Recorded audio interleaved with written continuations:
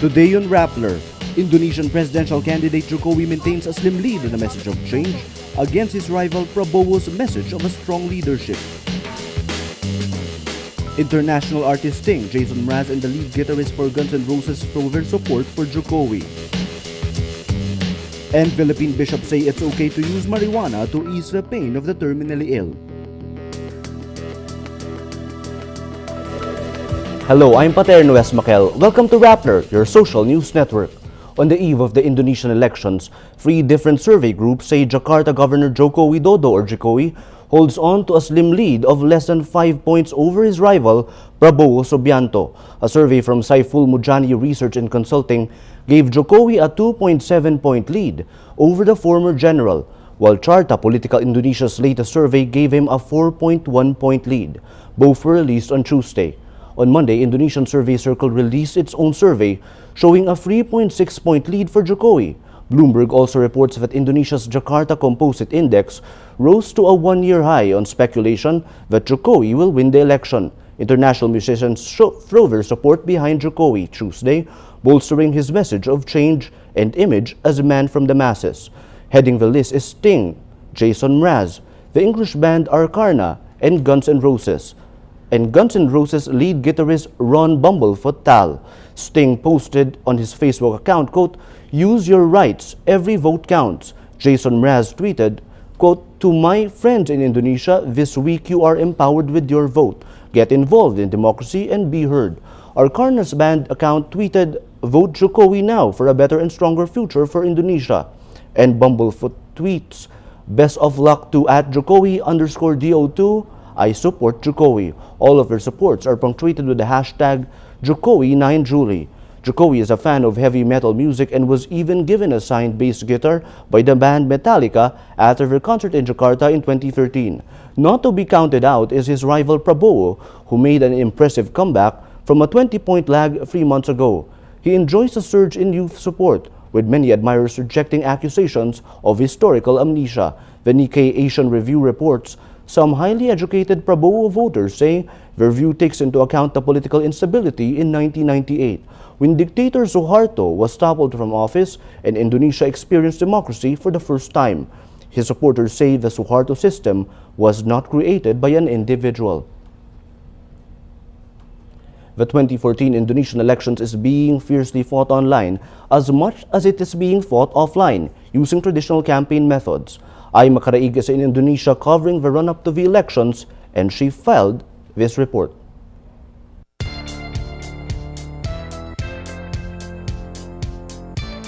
It's not Flappy Bird, it's Go Jokowi. In the country with the world's #1 Twitter city, this is the new campaign stage. The heated race for Indonesia's presidency plays out online in games, music videos, and hashtags. Want to know the platform of Jakarta Governor Joko Jokowi Widodo and former Special Forces General Prabowo Subianto? There's an app for that. Flap Jokowi Man shows him dodging offers of cash, while Prabowo's Hour 6 actions depicts the former general's policies and programs. Both camps know they need to engage young netizens, with 1/3 of Indonesia's 190 million voters aged 17 to 30. But the negative campaigning offline becomes even more viral online. Sosial media saya kira punya pengaruh terutama pada pemilih muda dan pemilih pemula. Nah, sejauh ini kami juga menggunakan sosial media untuk melakukan sosialisasi. Tapi sayang sekali memang di sosial media kita ini masih banyak sekali kampanye hitam, ya, terutama melalui akun-akun palsu, akun-akun yang tidak jelas, anonim. Ini yang saya kira merusak juga sosial media menjadi satu perangkat atau satu media yang sulit bisa dipercaya gitu, karena orang bisa seenaknya main fitnah, kasar dan seterusnya. Social media also reflects realities on the ground. Prabowo has a slick top-down online army, while Jokowi has a less organized campaign. Our teams is also working on this, and in terms of size, I think we have dominated in terms of size. In terms of message, our message often not that focused. This is perhaps the first elections where social media played an important role. But Indonesian youth are taking the lead. Youth movement Ayo Vote or Let's Vote reaches out to young voters by gathering them to view election debates World Cup style. TV networks are turning off many young Indonesians with biased coverage of the candidates their owners are supporting. But the success of events like Ayo Vote's viewing party shows the youth are passionate about their country's future. I'm not really optimistic first, but now I see that the young people in Indonesia want to participate more about politics, want to learn more about politics, want to put their heart about politics, want to put their concerns about politics. Because we really hope that there is a hope in the future. Indonesia's youth are using social media not just to promote their candidates, but also to ensure their votes will be counted on election day. On the eve of Indonesia's so-called social media elections, the youth turn to the internet and their mobile phones to help them decide who their next leader will be. Despite partisan traditional media, young voters in the world's most active Twitter city engage in the polls by channeling their creativity and hope online. Ayim Karaig, Rappler, Jakarta. Rappler is in Indonesia to cover this election that will choose the leader of Southeast Asia's largest economy for the next 5 years. Indonesia is a key Philippine partner in economic growth and security, a close neighbor who is expected to lead the region to an integrated ASEAN by 2015.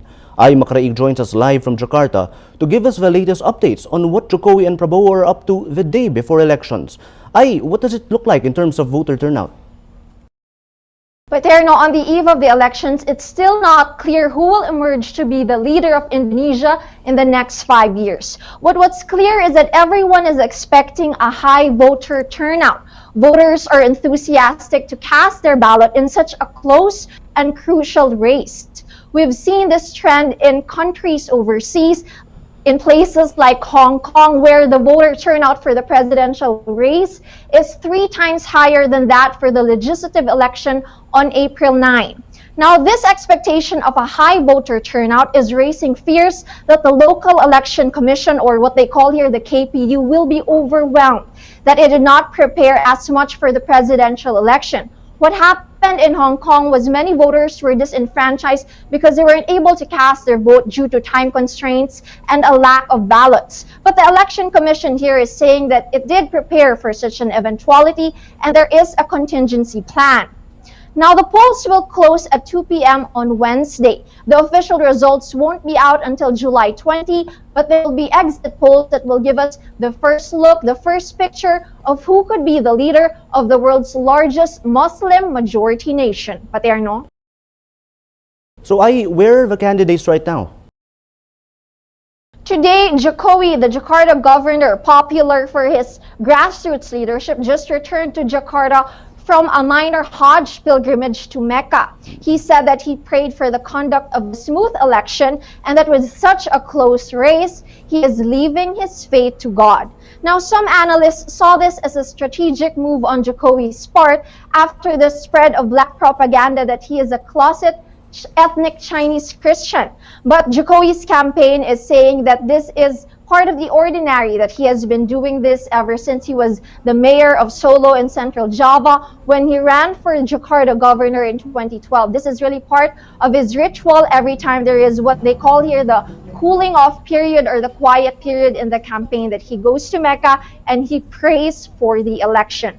Now, as for former General Prabowo Subianto, he has been appearing in public events despite this cooling off period.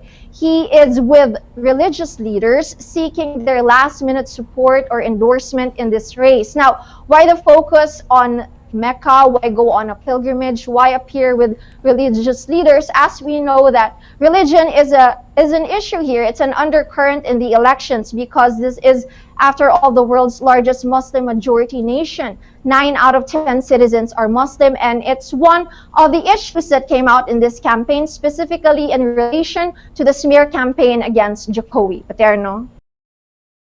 Ay, now this is a concern in the region. What's the possibility of violence breaking out?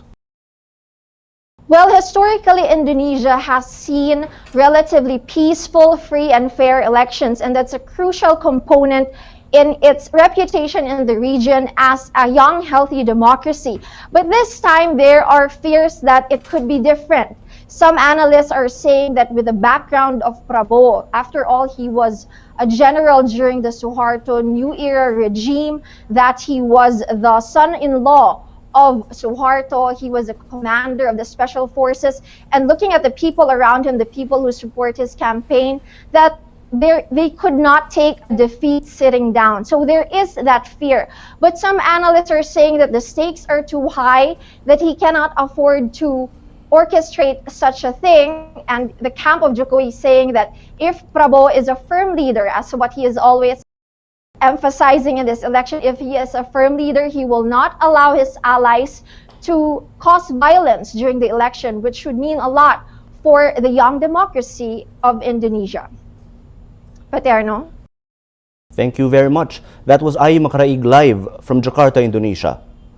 It's a common sight in Filipino communities abroad. Every weekend, they gather for a meal and meet in church. It's the same in Indonesia, but with a difference. Over breakfast, they swap stories about their latest business ventures and golf. Filipinos in Indonesia call themselves architects of business. They're a key part of the success story of the world's fourth most populous country. Ai Makaraig reports. We are number one. And then rubber, we are number 2 in the world. Cocoa. When you say we, palm oil. the Indonesian. Indonesia. I'm You see referring that to shift Indonesians. of the... Indonesians. You can see that he is now representing Indonesia. You can see the strengths in minerals. Filipinos feel right at home in Indonesia, where they built lives and a reputation for professionalism. Southeast Asia's largest economy draws 15,000 Filipinos, known here as good English speakers and skilled workers. Starting with Filipino accountants in the 80s, the community grows in a country Filipinos consider the Philippines' best friend.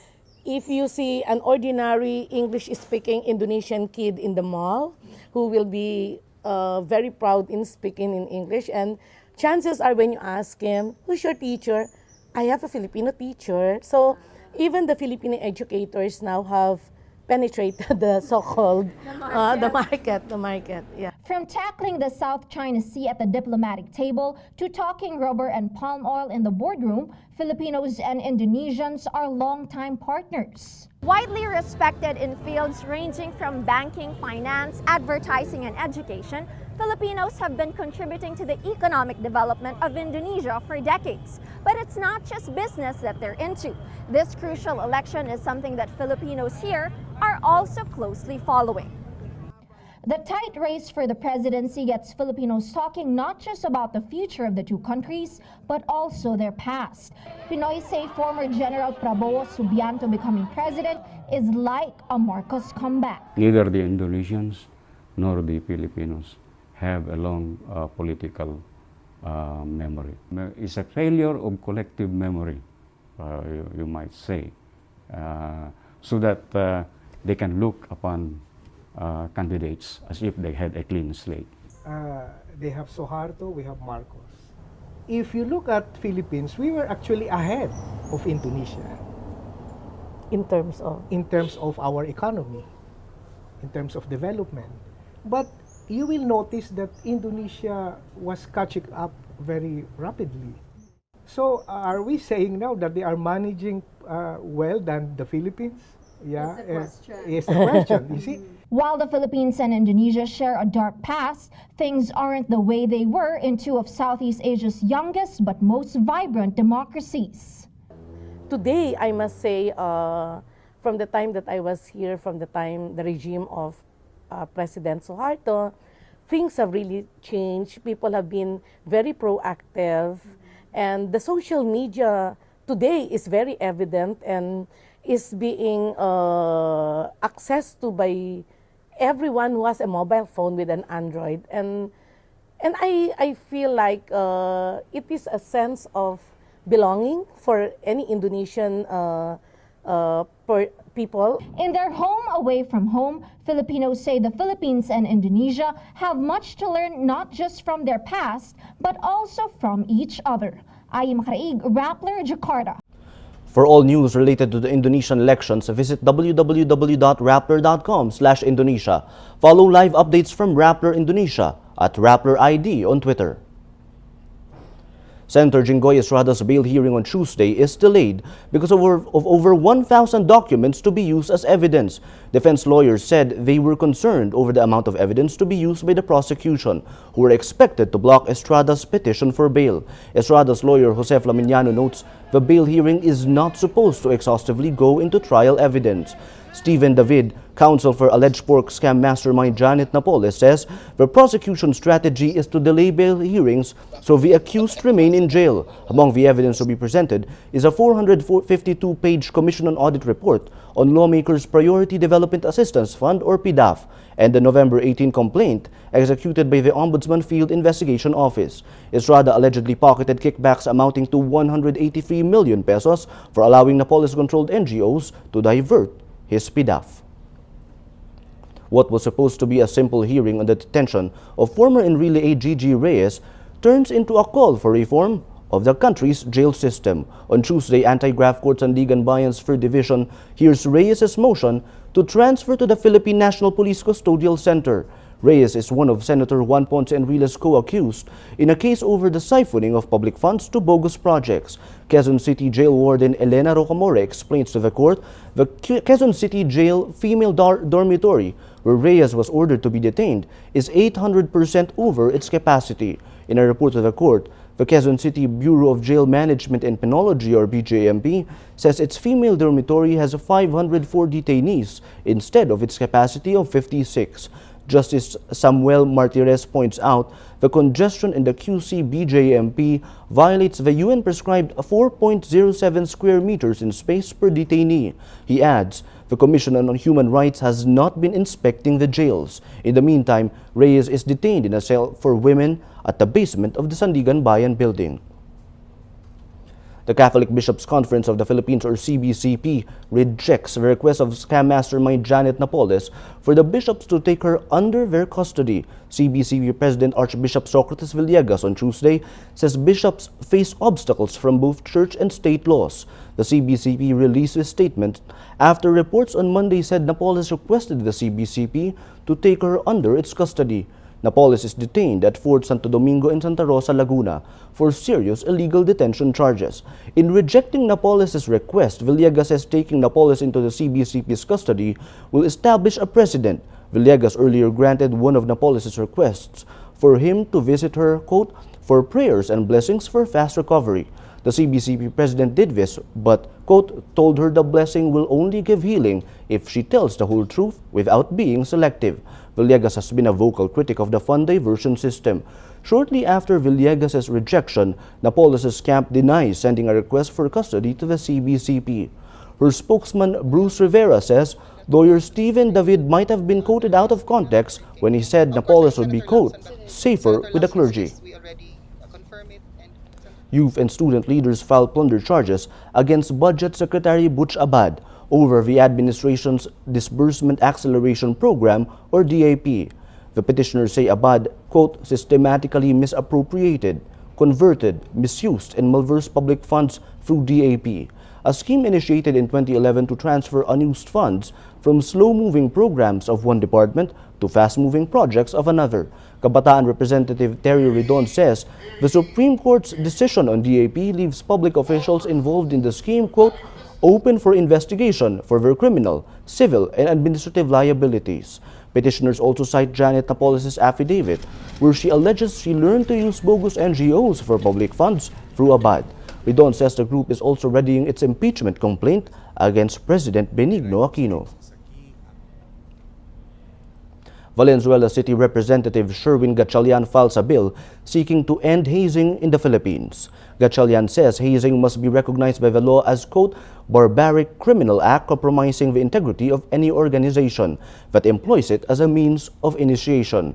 Gatchalian says the present anti-hazing law is ineffective in deterring hazing in the country. The proposed bill, House Bill 4714, imposes a maximum penalty of life imprisonment and a fine of 3 million pesos or $69,000 if the hazing results in death, rape, sodomy, or mutilation. Fraternities, sororities, and organizations not based in schools are also covered by the bill. Also known as the Servando Act, House Bill 4714 is named after college student Julio Cesar Servando, who died after a hazing ritual conducted by members of the Tau Gamma Phi fraternity. A video going viral on Facebook shows a priest castigating an unwed woman who wanted her child baptized. The priest, later identified as Father Romeo Obak, gave the woman a mouthful in Cebuano, saying, "What you did was worldly. You allowed yourself to sleep with a man who isn't your husband. Have you no shame?" He adds, "The child may inherit the consequences of his mother's sin." The video was uploaded Sunday by the baby's grandmother, Hieve Daitol Frias of Mandaue City. It earned the ire of netizens who compared Obak to Pope Francis, who earlier this year baptized a child of unmarried parents at the Sistine Chapel in Vatican City. Obak issues a public apology Tuesday. In a letter posted on the Freeman Twitter page, Obak sought forgiveness for his actions. It reads, quote, "I am now making a public heartfelt apology to the mother of the child and her immediate family. The words I said and the rude attitude that I showed was indeed unbecoming." He apologizes not only to the woman and her family, but also to those who witnessed the incident and the outraged netizens. Japan braces for one of its worst storms in years as Typhoon Neoguri or Florita moves toward Okinawa. Its National Weather Agency issued its highest alert, urging nearly 500,000 people to take shelter. The top-level warning means a threat to life, as well as the risk of storm surges, landslides, and massive damage from the typhoon, packing gusts of up to 250 kilometers or 155 miles per hour. Waves could reach as high as 14 meters or 45 feet. This photo of Neoguri was taken by astronaut Alexander Gerst from outer space, showing how massive it is. About 6,500 Okinawan households had no power early Tuesday. The storm comes less than a year after Typhoon Haiyan or Yolanda tore across central Philippines, packing the strongest winds ever recorded on land, with more than 6,300 people killed or left missing. The storm could reach Kyushu Island by Wednesday. Neoguri has been downgraded from super typhoon status and moves north at about 20 kilometers or 12.4 miles per hour, but still poses a serious risk of landslides and flooding. Let's now look at Rappler's Rap for today, a list of the 10 most important events around the world you shouldn't miss. At number 2, on Monday, the head of a Catholic Bishops' Conference of the Philippines says using marijuana to ease the pain of the terminally ill should be fine. Archbishop Socrates Villegas says, "We are not promoting the use of marijuana. We are only referring to terminally ill patients who are in severe pain." Philippine laws call for life imprisonment for the possession of just 500 grams of marijuana. At number 3, Pope Francis ensures Catholic bishops who failed to protect children from sexual abuse will be held accountable. In a homily, Francis said, quote, "All bishops must carry out their pastoral ministry with the utmost care in order to help foster the protection of minors, and they will be held accountable." Considering Vatican officials have been reluctant to act against bishops accused of hiding sexual abuse, it is the Pope's strongest acknowledgement of the cover-ups in the clergy. And at number 7, a contraceptive computer chip implanted under a woman's skin has been developed in Massachusetts. The microchip releases a small dose of hormone every day for 16 years until stopped using a wireless remote control. The BBC reports Microsoft's Bill Gates backs the contraception project and will be submitted for preclinical testing in 2015. Dr. Robert Farrow of the MIT says, quote, "The ability to turn the device on and off provides a certain convenience factor for those who are planning their family." For the full top 10, visit Rappler.com's The Wrap. Every story on Rappler has a mood meter which gives you 8 emotions to choose from. Click how you feel and the vote comes down to the mood navigator in the middle of the front page, which crowdsources the mood of the day. It also gives you the top 10 stories with the most clicks. It's a pretty negative day on our mood navigator today. We have one story that stands out, a green story, Pope Francis to focus on Visayas during his Philippine visit, 79% happy. The rest of the stories have negative moods. We start with this one, Enrile to court, let me post bail, 75% angry. We have this story, Cebu priest apologizes and seeks forgiveness of unwed mom, 55% annoyed. And a related story to this gathered the most number of votes on our Mood Navigator today. Unwed mom brings child for baptism and is chastised by a Cebu priest, 77% angry. All these votes contributed to the mood of the day. Today, most people are angry. That's Rappler's newscast for today, Tuesday, July 8, 2014. Visit Rappler.com and watch our newscast Monday to Friday. Tell us how you feel on our mood meter and help us crowdsource the mood of the day. I'm Katerina Francisco. As we say at Rappler, tomorrow begins today.